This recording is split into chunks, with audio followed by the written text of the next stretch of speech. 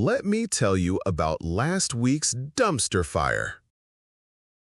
It's 2026, and NVIDIA has been crushing its earnings. So naturally, I wanted in on the action.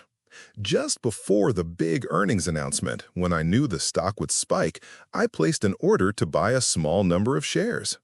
Unfortunately, I botched the order, ending up with 3 times more shares than I intended.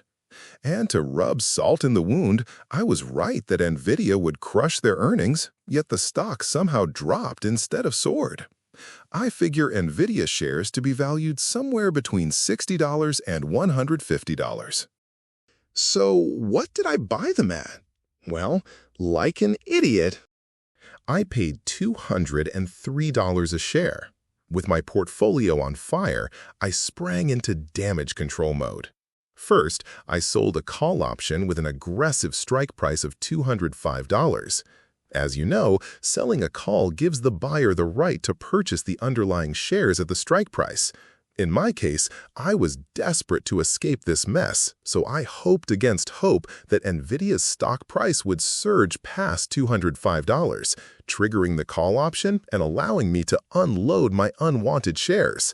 As the stock continued its downward spiral, reaching $190 a share, I realized my predicament had turned from bad to worse. To mitigate further losses, I bought a protective put with a strike price of $180. Simultaneously, I sold a separate put to offset the cost of the protective put. By doing so, I aimed to create a sort of stop-loss mechanism while minimizing additional expenses.